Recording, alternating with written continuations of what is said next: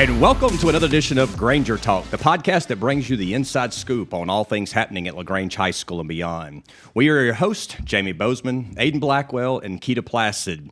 Today we are shining the spotlight on LaGrange High School's soccer program, which is celebrating the 40th anniversary this season.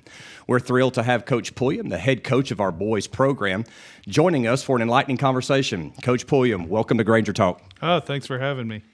Coach, can you start out by just talking to us a little bit about your history in soccer, your coaching, kind of where you started your career and your playing career and coaching career?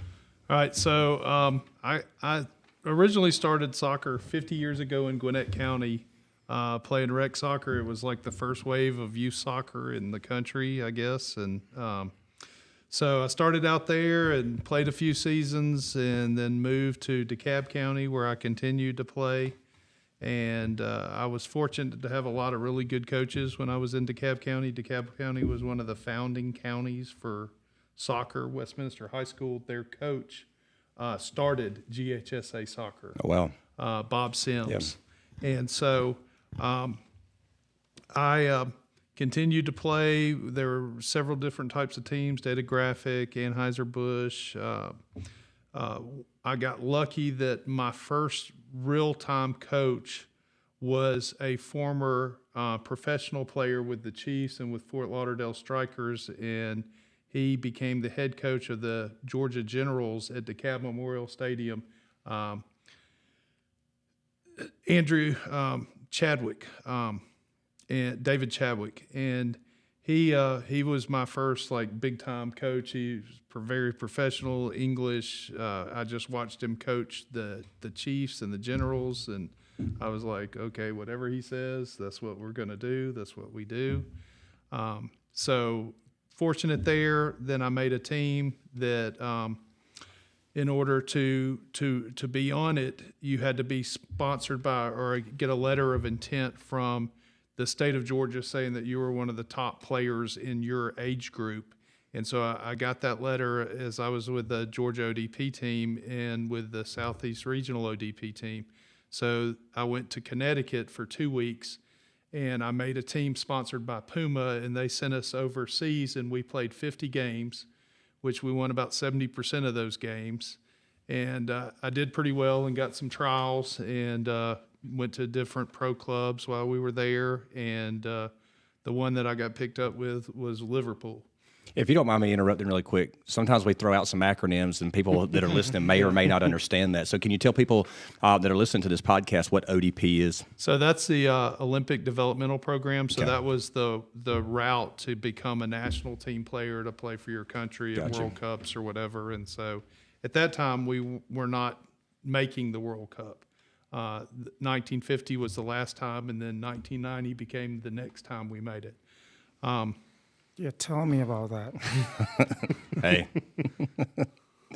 here's what's interesting. I know I don't want to stop you in the middle of what this story you're telling, but when I think of soccer, I think sometimes when most Americans, and I hate to say it like this, but especially today or the last 20 maybe 30 years.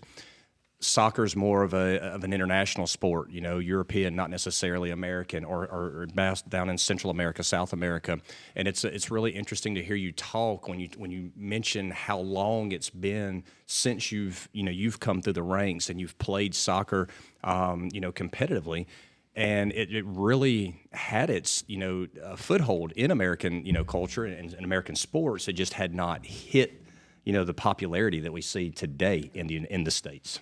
No, and that's absolutely correct. It was an ongoing thing to where we were kind of the leaders in the youth level, but it wasn't paying off at the higher levels. Right about the time that I went to Europe, we lost the Pro League. The NASL folded.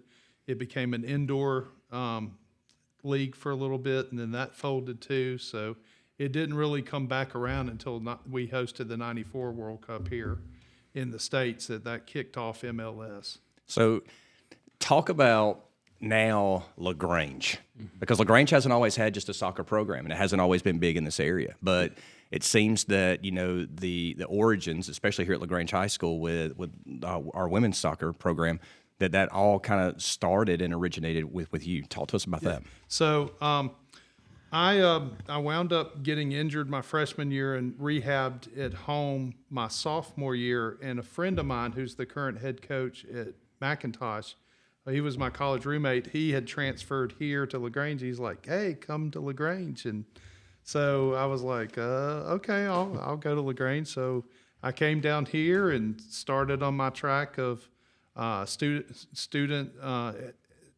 I majored in history and minored in secondary education, so it got me on the track to where I did my student teaching. My last year in we were in quarter system, so it was the winter quarter from January to March. And so I came in under Gordon Cohn, and Gordon Cohn was like, "Hey, go down there and talk." There's a name from the past, right. Go down there and talk to the soccer coach. Maybe you can help him out, Wait, Gordon Cohn coached soccer at LaGrange High School? No, he was out there. He was out there. He recommended that I go down there and talk to the soccer coach. Oh, okay, I got you now. And I said, what's his name? And he goes, his name is Dr. Chavans. And I said, Chavans? I said, is he Jamaican? And he goes, yeah. And I said, is he from around here? And he goes, no, he drives in from Atlanta. I played soccer with his son, who played at St. Pius. And so I walked in the door, and he had his chair spun around, and I was like, hey, they told me you don't know anything about soccer. I'm coming down here to help you. And he spun his chair around real fast, and he goes, somebody. yeah, you're ready to fight. And he goes, Shane, what are you doing here? I said, I'm student teaching. And he goes, oh my God. He goes, here. And he slid over the sign up thing for girls soccer, and he said, you're in charge of this. I don't want to fool with it. And I was like, okay. Wow. So I guess I guess I'm in charge of the girls soccer now. So I was student teaching and starting the girls program and trying to teach them how to run. And, we were doing skill work and everything else. We played all our games down at Granger Park.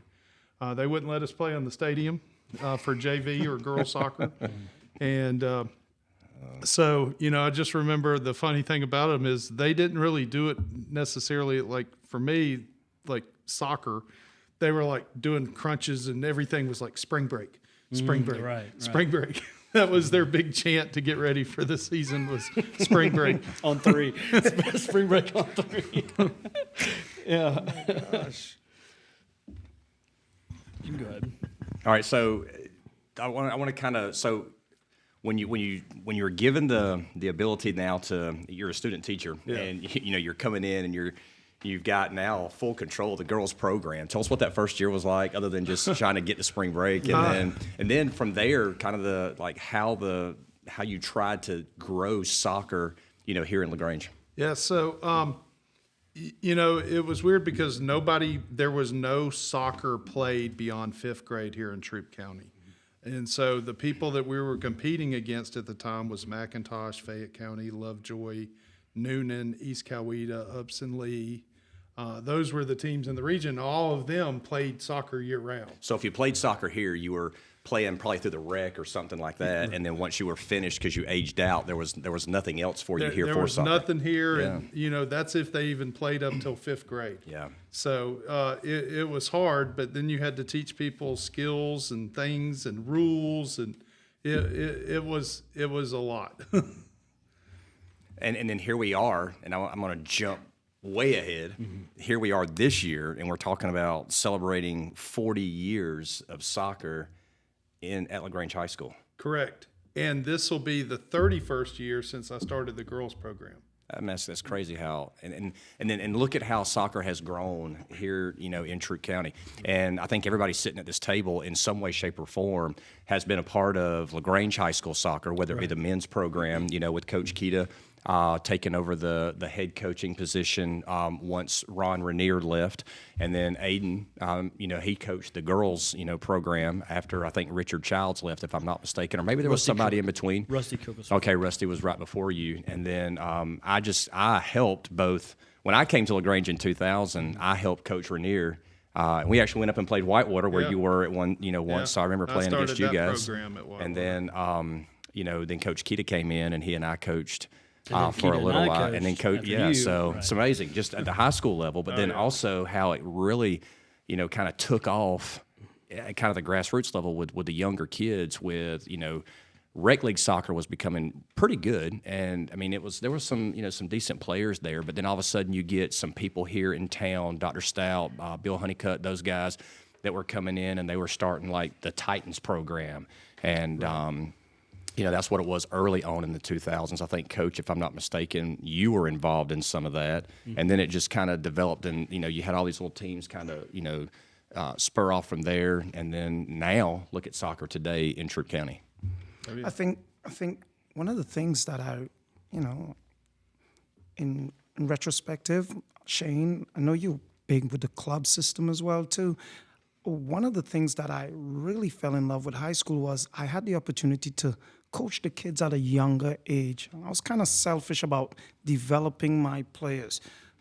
In retrospect of that, how do you see our soccer program today based on the soccer clubs that we have around us?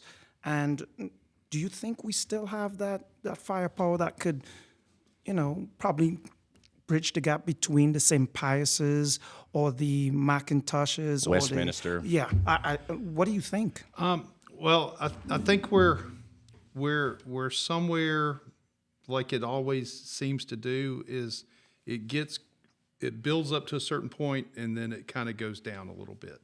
And so I say that because like we've gone through several different clubs in the time that I've been here. When I got here, we were Troup Titans, and we were Georgia Storm, and then we were AFC Lightning, and then we were North Georgia Soccer Academy, and then we're SSA, and now we're no longer SSA as of this spring, and that stopped spring soccer completely for the first time in, at least while I've been here, to where there's not an active club season being played by those that are below high school level. And I think that hurts us. And the other thing I think is right now we have two different clubs going on, and we don't really have the population to really support two different clubs at the same time. So a lot of our better players have gravitated toward UMA, which has been the new up-and-coming program. And some of the other ones have stayed with the other program, and so they are the less developed players that have stayed, while the more developed players have gone to UMA, and so they're struggling to get results and getting frustrated, and parents are quitting, and I don't want to drive all over everywhere and lose every game. And so I think it's kind of brought it back down again.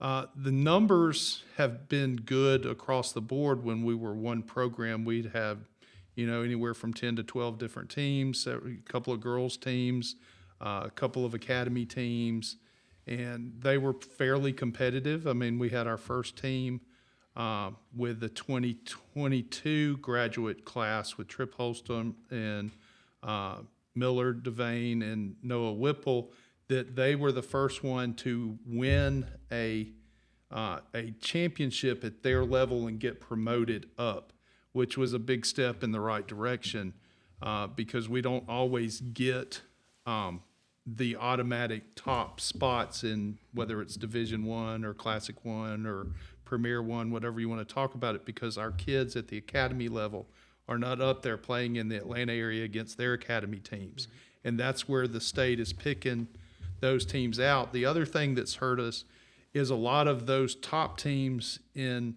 the North Atlanta teams have created Champions League, and it's pulled teams out. So the teams that are left in whatever the old Georgia soccer division that used to be the only thing, now you've got alphabet groups going everywhere playing every different thing, and everybody's jumping on board because it says Premier or Super Premier or Set Regional or Regional Premier, and then you've got the element of MLS Next that's come in to replace Developmental Academy, which is what Jurgen Klinsmann started when he was the head coach for the U.S. national team, is he wanted the best players playing against the best players in a controlled professional environment. So they started developmental academies, and eventually those became the MLS Next academies. And so, now you're pulling out some of the best players to go play in that, but they're also not being allowed to play in high school unless they're at a private school. And we've had a player right now who's a really good player. All right, Anthony. Yes. And he's just joined our team this year as a senior, who could have really helped us the last couple of years, but he's not been. He's kind of conditioned to that rule. Yes. Yeah. So we fortunately we got him back, and the unfair thing was last year he was prepared to come in and play in our playoff game in the quarterfinals against Westminster, but he couldn't do it because his coach was at the game. And Westminster had 3 players on their team, their goalkeeper, their But because forward. they're private schools, But because they're private schools, they get to do that. And the only reason that the federation allows it is because they might be on an athletic scholarship. Well, GHSA doesn't allow you to give out athletic scholarships for sports, so it should be null and void. And it's either we can all do it or we cannot do it. So their best players played against us and scored against us and stopped our goals, while ours didn't get to. Right. Let's if we can bring it back kind of home a little bit. I want to talk about, there's 2 big milestones here. We talked about the 40th anniversary, kind of 40 years of the program, but also you this year, celebrating your 200th win. Yes. I want you to talk a little bit about what that was like for you. I mean, because those are pretty, few and far between. I mean, like, you've got to take, and you say, how many games do you play in a given year? And then how many years would you have to coach in order for that to happen, to reach a milestone like that? But then also I want you to kind of reflect, like, what are is there a game that sticks out in your mind? I mean, as we sit here and talk about this, there's a couple of different occasions that I can think of, some that are funny, some not so funny, about certain games and certain players. But in those 200, wins, and I know you've coached more games than 200, but in those games, in those wins, is there a game that just sticks out that you remember the time, the place, the names, and the situation that you can think of? Yeah, absolutely. So most of my career was limited because the state only allowed us to play 12 games. And so for most of my career, the most that you could play was 12 plus playoffs. And the only way you got to playoffs is the top 2 teams in each region win. So there wasn't a 3rd or 4th team going. And so that became pretty tough to always be the top 2 regularly. So, you won 7, 8 games. That was a good season. Now it's 18 games.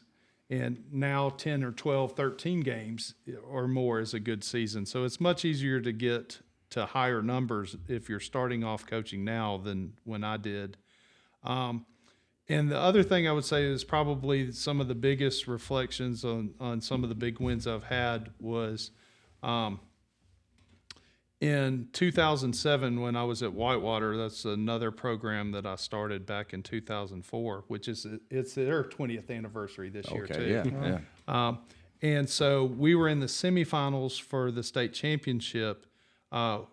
We were up at Habersham Central, who was nationally ranked. We were nationally ranked. McIntosh was nationally ranked.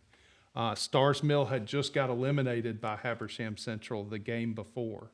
And so otherwise it would have been us playing Stars Mill in the semis. So we go up to the mountains, and the first thing I tell the kids was, I said, look, I come up here all the time trout fishing, and I swear to God, I'm not going to look at a sign that says Habersham Central State Champions 2007.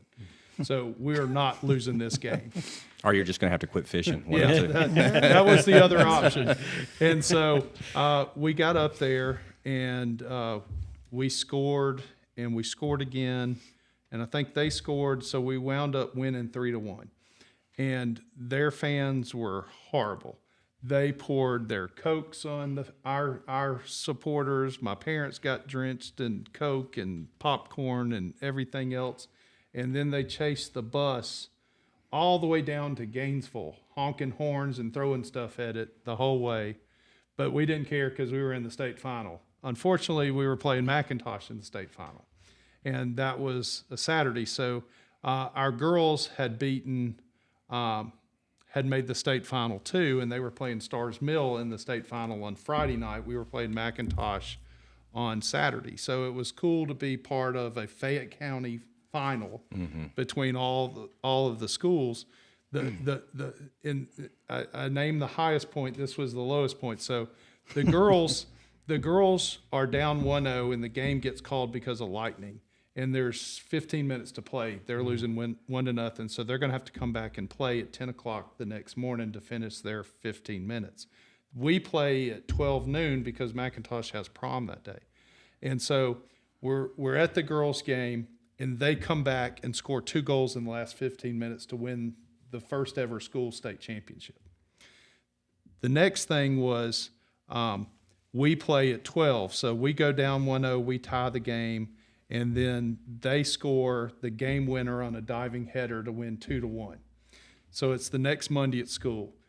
I walk around the corner and I hear the girls coach, and they're like, "Oh my God, y'all played so awesome. It was awesome. Y'all were great." And I walk around the corner and everybody just goes, "Oh, but y'all played so good." It's tough. So talk about this season we're in right now, the 2024 season for the LaGrange Grangers. We've had some awesome wins, and then we've had some that are just kind of, what if kind of deals, or just kind of slip away from us. But talk about the season, talk about the outlook, your expectations, and then what's to come as we move forward throughout the regular season and possibly the playoffs. So we have. We were lucky enough to get some players back out of MLS next. We got Anthony and his brother Elvis, who is the leading goal scorer as a freshman with 13 goals so far. He's had a game with 4, another game with 3.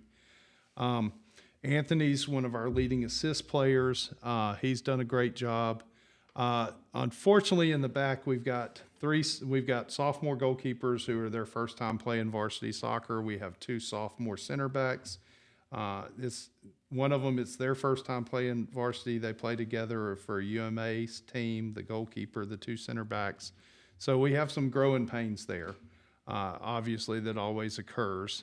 But we have experience everywhere else. Our outside backs are good. Our midfield's good. We got a move in from Harris County, Aiden Collins, who's a phenomenal player, plays with UMA's UPSL team.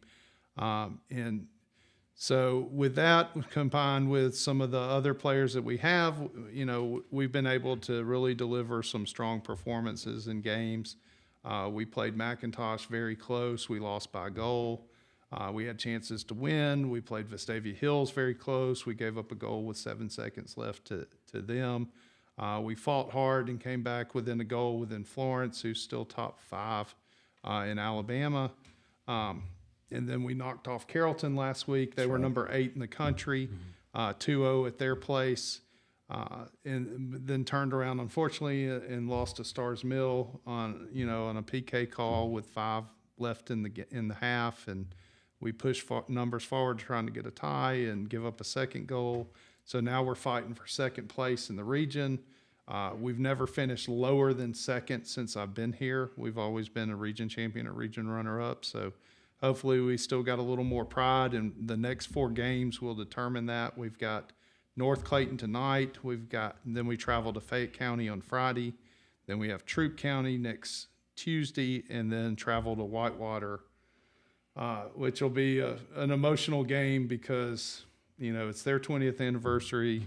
It's a program I started, so I've never lost to them, so I'm not ready to start today or next Thursday. I think the standard's been set that, we're top 2 in the region. Everybody expects that. We've been top 10 in the state every year. Everybody kind of expects that. We've made the quarterfinals 2 times in the last 3 years. So we're trying to become one of those consistent teams that's at least in the quarterfinals every year consistently. So we play a tough schedule to try to get us there. Sometimes we take it on the chin, but it's all made us better in the end. Coach, a program like this, the sustainability it's had and the culture that you've developed and helped develop, it can't be done by yourself. So who are some of the stakeholders outside of the school that have made it possible? We get a lot of support from Dr. Holstrom. With all that he does with the Bells and all that they do. Sarah Bell's been our treasurer the last couple of years. They're one of our big sponsors for our pregame. They cover pregame, so we get a free pregame shirt that we can put on the players before the game and advertise a little bit for them. Rod Skiff is another player. He's come on as a goalkeeper trainer for free, just wanting to be part of the program and helping make our goalkeepers better, which I think has really helped us along the way. Keith at the stadium has always done a good job on working with us and helping us get the things that we need to get, or open dates whenever we do that. And so all of those have really contributed. Awesome. Hey, Coach, who are some players, or past and present? Because I know there's a birdie right now. There's we call it a alumni game that a guy by the name of Coach Keeter and Coach Bozeman will be coach. I was going to say, who'd you get to coach that game? Yeah, like for real. But anyways, And look, I'm not coming out there to lose. I'm just going ahead and tell you right now, I'm not coming to lose, Coach. We're actually going to flip a coin to get y'all to decide who gets to coach which team. The odds are the This even might be the graduation first years. admin fight over a soccer game. It's going to be that serious. But as long as I don't get red carded, son. I don't know. I did Should be get the goal. That should be the goal. No, look, I got to tell this, right? So, Coach Keita, I'm not even coaching anymore, Coach. And we're out. I don't even know who we're playing. And look, we're out there. Oh my gosh! And I'm just rolling with it, right? I'd already come down the sideline, and I'm just chilling, hanging out, and I'm not even going to say who the center ref was. I'm not even going to do that. But anyway, so something. Hey, Coach, we're down there, and there is a play in the box that was, oh my gosh, it was one of the most atrocious things I've ever seen in my life. And I'm down there, I'm outside the coach's box, I'm almost down there at the corner flag, and I'm just giving it to him. And he comes running over there, and he gives me a red card, and he goes, "Coach, you're gone." And I said, "I don't even coach." They called the police at that point. Yeah, he goes, "Coach Bozeman, you got to get out." And I said, I'm sorry. I'll settle down. I'll go back to the bench. And it was so funny. I mean, it was. So, look, I'm hoping Saturday that I'm not going to get that emotional about. That being said, so Coach, coming in Saturday, we have had or been blessed to have some tremendous players that come through LaGrange High that are going on to do tremendous things at Clemson and other great colleges. Can you tell me some of the players that you look forward to seeing on that field come Saturday? Oh, this is going to be an amazing celebration of LaGrange soccer. We've got in goal. He's already laughing. We've got Bill Honeycutt, who's an original member of the soccer program, a 1988 graduate my age. All right, so that's the evens, right? Okay, that's an even team. All right. We've got Mark Huberdeau, who also was part of the first couple of early years. He was a 1990 graduate. We've got Judd Newman, who's coming in to play as well. Is he on your team? I don't know. He's going to probably wreck somebody maybe, but he's been getting ready.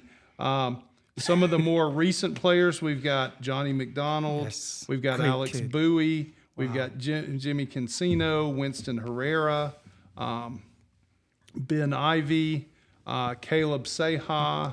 Some of these people are not like the others. No, yeah. We've got from 08 just told us Zach Jeter. Coach Jeter's, who I played for at LaGrange College, his son's Coach coming Jeter's in to son. play. Yep. We've got Ricky Miranda. I Yes. think he's 2015 maybe. Yes.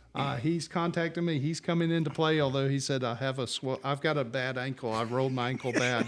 I said, well, you just need to slush bucket it and you'll be fine. But the first thing that everybody's asked so far is, do we have some sort of signal if we're having a heart attack? And I said, yes, you want to do the Fred Sanford, I'm coming to see you, Elizabeth. I got no subs. No subs. Stay out there. So we have trainers Just that'll stay be out there. on. Yeah. Oh my God. We've Do we got have a trainer? Any alumni trainers coming. This is Saturday, 1 p.m. Yeah, Saturday. At Callaway the Saturday Stadium. at Callaway Stadium. Yep. We've got Trip Holstrom, Noah Whipple, Logan Metcalf, Davis Knight.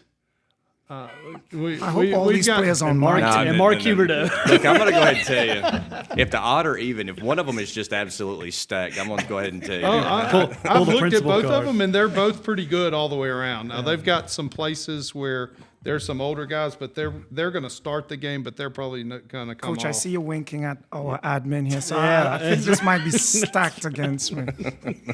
But we're going to have y'all flip a coin to call heads or tails, and whoever wins that's going to get the choice of the home team, which is the here's what we need even to do. graduation and the odd. No, you just need to go ahead, flip the coin, and whatever it lands on, Then tell me if that's odd or even, and then I'll tell you which team I want. Yeah. Okay?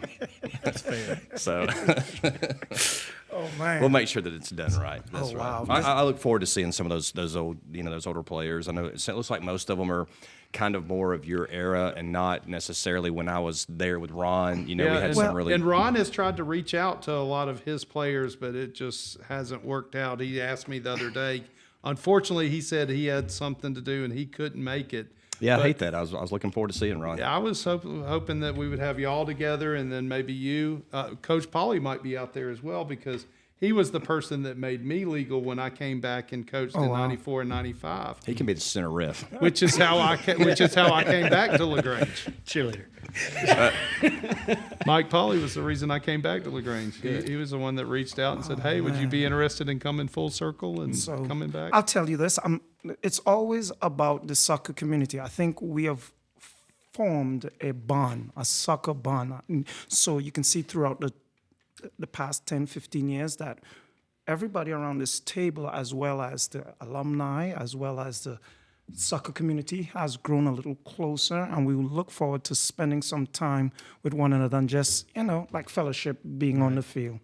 You can really tell that. I mean, it's you take a look at different sports and different organizations, events, things like that, where you're just around people and you're investing in others, and you can tell that there's a different relationship that goes on with those people, right? And then all of us sitting here in some way, shape, or form have invested in a large number of young players as they've moved up, and whether you started out with them as young players in rec league and you've grown up with them to now high school ball, like talking about Elvis and Anthony and those guys, like I coached them in rec league, and then and then on into travel ball or this or that. They do, and their families know you, and they want to come up and they want to say, "Hey, Coach Keita," or "Coach Bozeman," or that kind of thing. And it is special, and you have a different connection with those folks. And it's interesting how a sport like soccer just brings you together. So there will be a girls alumni game April 20th. They're trying to get it together. So I've been asked to coach. I've told them that you were a girls coach, so you need to be. So Aiden's going to be coaching that team or one of those teams. Maybe you can get Richard Childs back over here. So Yeah, or Rusty. We'll get Rusty. Or Rusty or somebody like that. And then so. in 2 more years, Efren and I started the program at Troop. Oh, wow. Coach Efren, who just got Teacher of the Year, our ESOL teacher, who is my current JV coach. Your JV coach. Yeah. We've reunited. Had just moved back and was in San Marcos and Pine Mountain. He looked at me and I looked at him, and I was like, "Efren," he's like, "Shane," and I was like, "Yeah," and he's like, "Hey," we hugged each other, hadn't seen each other since '96. That's crazy. And here we are coaching together again. That's awesome. Well, look, I can't wait for this Saturday's alumni game. I think it's going to be a lot of fun. So if you've got nothing to do, come Saturday afternoon around 1 o'clock. The weather should be great.